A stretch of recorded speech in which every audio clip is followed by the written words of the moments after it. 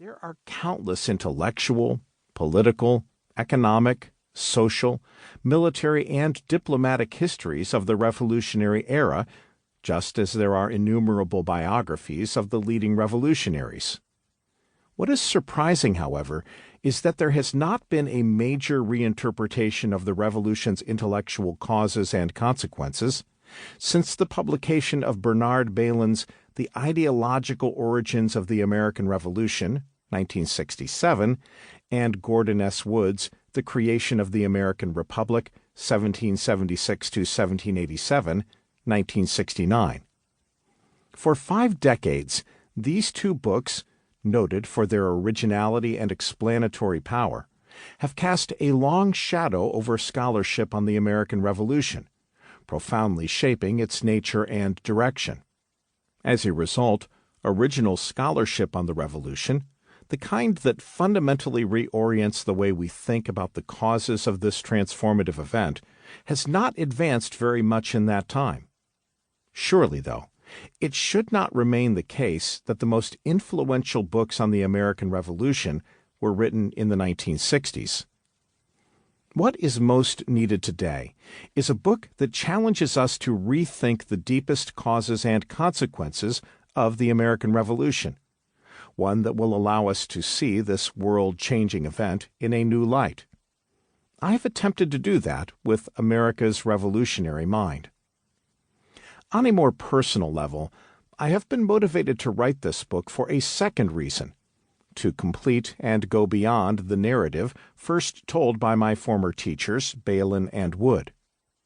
During my days in graduate school, I had the good fortune to attend classes given by these two great historians of the American Revolution, who inspired me to search for the underlying causes and hitherto unseen patterns of thought and action in that seminal event. It was once said of John Adams that he saw large subjects largely. The story I tell here is different from those of Balyn and Wood, but it is informed by their ambition to see large subjects largely. Following in their footsteps, I have attempted to write a book that is original, comprehensive, and transformative. America's Revolutionary Mind provides both a narrative history and a theoretical analysis of the principal ideas and modes of reasoning that shaped the contours of the American mind during the Revolutionary period. Writing the acknowledgments for a book is the best part of the authoring experience, because it means you're done, and because you get to thank all of the people who have assisted and supported your work. When I was a young boy living in Ontario, Canada, I read a children's book that changed my life. It was The How and Why Wonder Book of the American Revolution by Felix Sutton, and when I read it, I knew that I was an American born in the wrong country. That was the moment, some 50 years ago now, when I fell in love with the story of the American Revolution and the principles of the Declaration of Independence. In many ways, America's Revolutionary Mind is the fulfillment of a lifelong love affair with this country and its history.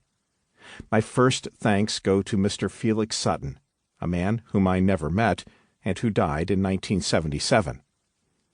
Needless to say, I have incurred many other debts along the way. My agent, Don Fair, pushed me hard and never gave up on the project. For that, I am thankful and appreciative.